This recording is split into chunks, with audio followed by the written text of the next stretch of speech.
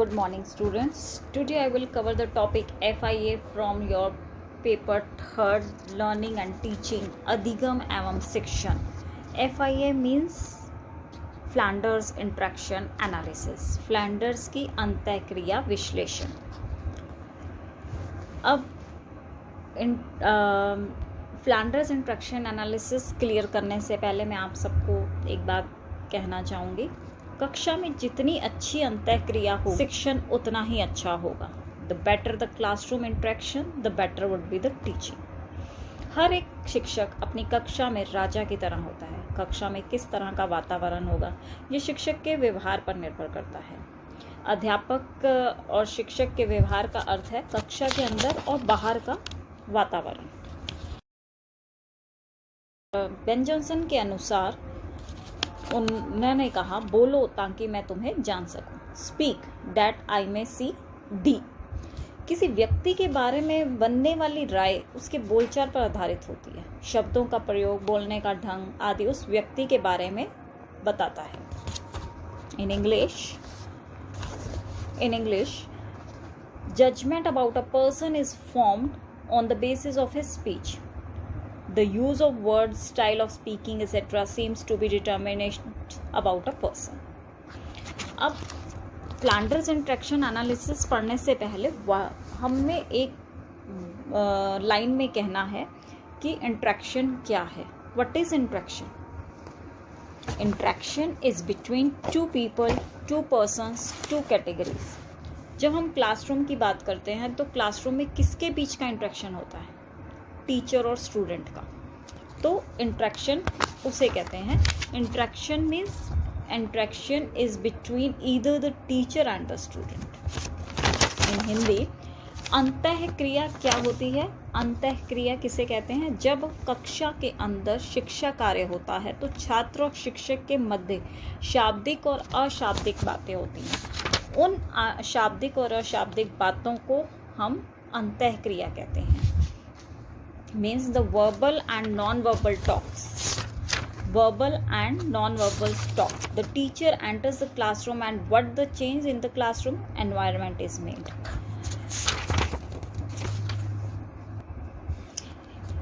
Every action of teacher, whether verbal or non-verbal, has its influence upon the learners. The direction being given by the teacher, his lecturing, asking questions, assignments, homework, etc. all continuously influence the learners. Even the non-verbal behavior of the teacher, such as pausing for a while, gestures, movements in the classroom, also have their effect on the learners. ये तो था interaction. अब analysis क्या होता है? What is analysis? जो teacher और student के बीच में बातचीत हुई उसको एनालाइज करना ही एनालिसिस कहलाता है. जैसे स्टूडेंट और टीचर के बीच जो भी बातें या जो भी बिहेवियर है, जो भी एक्टिविटीज़ हुई, उसको एनालाइज करना ही इंट्रैक्शन एनालिसिस कहलाता है. This is called interaction analysis. Interaction analysis in English, interaction analysis is specialised research procedure that provides information about only a few of many aspects of teaching. It is an analysis of spontaneous communication between teacher and the student. तो इसका निर्माण किसने किया था? Flanders ने. Interaction आपको clear हो गया, एनालिसिस क्लियर हो गया. Flanders interaction analysis. इसलिए फ्लैंडर्स के अनुसार जो कक्षा में शाब्दिक और अशाब्दिक विवाद होते हैं उनमें शाब्दिक विवादों को उन्होंने अधिक प्रधानता दी है. फ्लैंडर्स के अनुसार कक्षा में जो शिक्षक कार्य दे रहे हैं उसमें 3 सेकंड या उसमें कम समय में होने वाले प्रत्येक व्यवहार का निरीक्षण करना ही फ्लैंडर्स इंट्रैक्शन एनालिसिस कहलाता है. फ्लैंडर्स इंट्रैक्शन एनालिसिस 1959 में दिया था. During this year, in 1958, a category system of interaction analysis was developed by Flanders. There are 10 categories of verbal behavior in this system, which are divided into 3 subsections. इन हिंदी 1959 में Flanders ने अंतःक्रिया विश्लेषण की वर्ग पद्धति का विकास किया. इसलिए यह पद्धति और शिक्षक परीक्षण टेक्निकी उसके नाम से प्रचलित है, जिसमें उन्होंने 3 सेकंड या उससे कम समय में होने वाले प्रत्येक व्यवहार का निरीक्षण किया। फ्लैंडर्स हैं जिन्होंने इसे सबसे पहले इंटरैक्शन एनालिसिस का निर्माण किया था। उन्होंने इसे 10 श्रेणियों में 10 विभागों में वर्ग किया था, जिन्हें उन्हें 3 मुख्य विभागों में बांटा। पहला, शिक्षक वार्ता, छात्र वार्ता, मौन या विभ्रांति। In English, teacher talk, pupil talk, silence or confusion. For English medium students, Flanders Interaction Analysis categories FIAC is the first category, first section. Teacher talk should be divided into 2 parts: indirect influence and direct influence. Indirect should be divided into 4 parts: accepts feeling of the student, praise or encourage, accept pupils' ideas or uses their ideas, ask questions. And the indirect influence, lecturing, giving directions, criticizing or justifying the authority. In Hindi, Flanders के अंतःक्रिया विश्लेषण का वर्ग विभाजन। पहला, अध्यापक वार्ता। अध्यापक वार्ता का पहला भाग है इनडायरेक्ट मीन्स अप्रत्यक्ष प्रभाव। छात्र की भावनाओं को स्वीकार करता है, प्रशंसा करता है या प्रेरित करता है, छात्रों के विचार को स्वीकार करता है या उनके विचारों का उपयोग करता है, और चौथा, प्रश्न पूछता है। दूसरा, प्रत्यक्ष प्रभाव मतलब डायरेक्ट इन्फ्लुएंस, भाषण देना या निर्देशन करना, और छात्रों की अधिकारियों की आलोचना करता है या उनके पक्ष में बोलता है।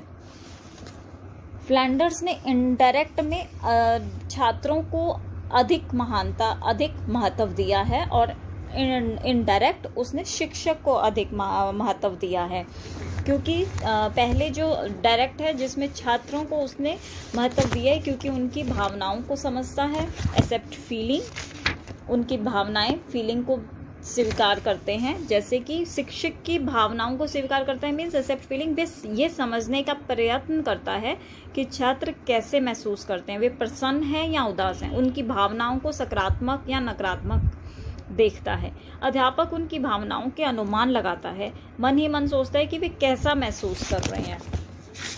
In English, for English medium students, accepts feeling. The teacher tries to understand how the student feel, whether they are happy or sad. Their feeling may be positive or negative. The teacher may be predict about their feelings, or he may just record in his mind how they feel.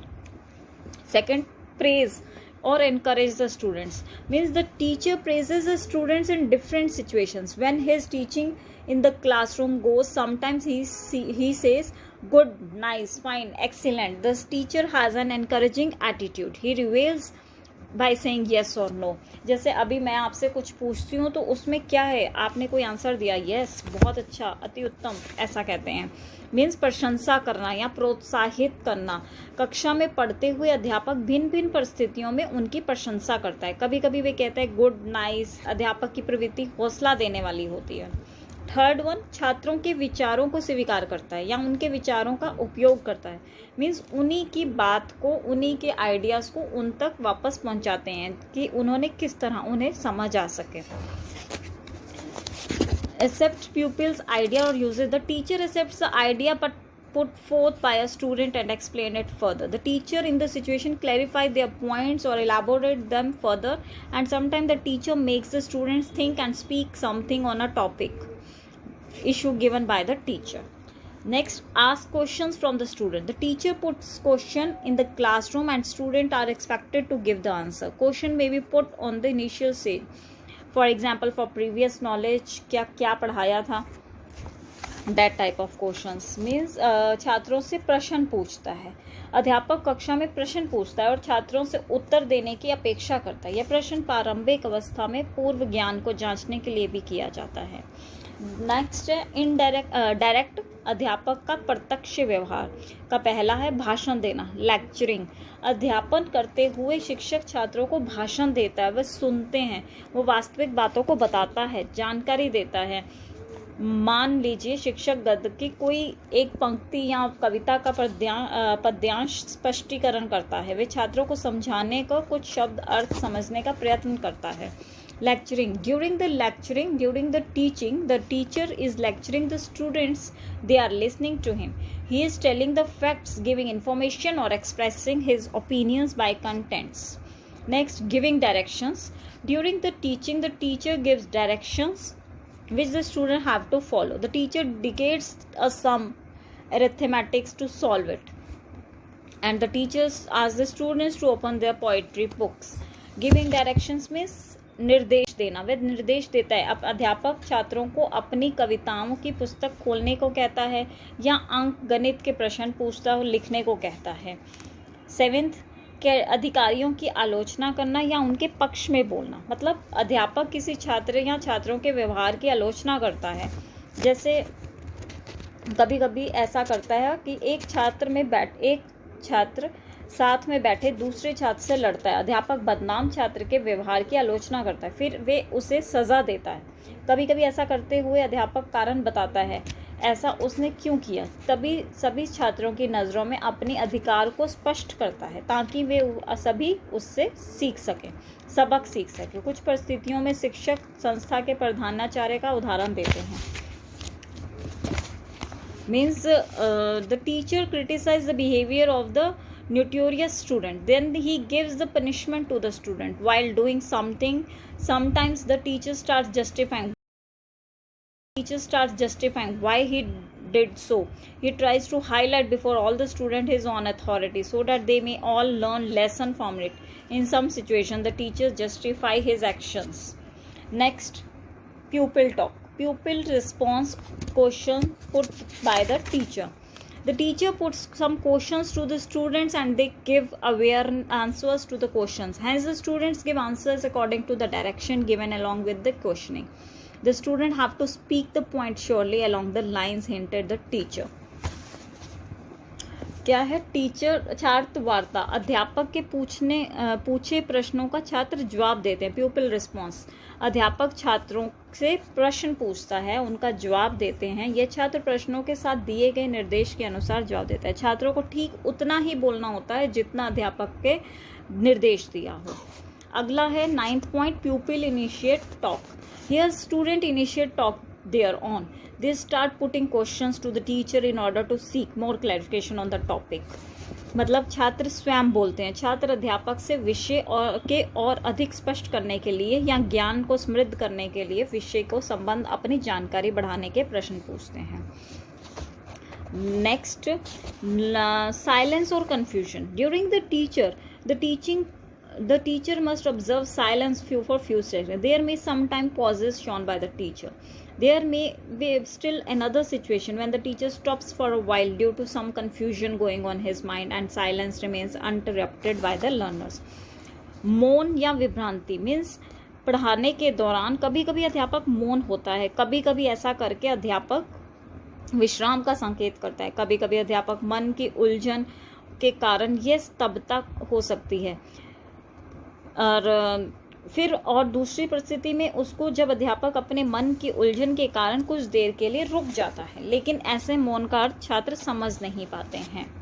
Now all 10 points are clear. I repeat it again.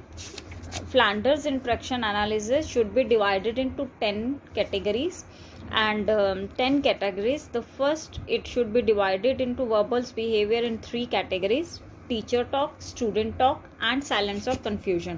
Teacher talk should be subdivided into 2 parts: indirect talk, indirect influence, and direct influence. Indirect influence should be subdivided into 4 parts: accepts feeling of the student, praise or encourages, accept pupils' ideas or use their ideas, ask question. And direct influence, lecturing, giving directions, criticizing or justifying authority. And the pupil talk should be divided: pupil give response, pupils initiate talk, and last one, no talk, means silence or confusion. In Hindi, Flanders के अंतःक्रिया विश्लेषण को उन्होंने 10 भागों में बांटा है, जिसमें से कि उन्होंने उन्हें 3 भागों में विभाजित किया है: अप्रत्यक्ष अध्यापक वार्ता, छात्र वार्ता और कोई वार्ता नहीं, मीन्स मौन या विभ्रांति. अप्रत्यक्ष प्रभाव, छात्रों को उन्होंने 4 भागों में बांटा है। छात्रों की भावनाओं को स्वीकार करता है, प्रशंसा करता है, छात्रों के विचारों को स्वीकार करता है और प्रश्न पूछता है। प्रत्यक्ष प्रभाव को उन्होंने भाषण देना, निर्देश देना या अधिकारियों की आलोचना करता है। और छात्र प्यूपिल स्टॉक में छात्र उत्तर देता है, छात्र स्वयं बोलते हैं। और लास्ट है कोई वार्ता नहीं, मीन्स मौन या विभ्रांति। Thank you, have a nice day.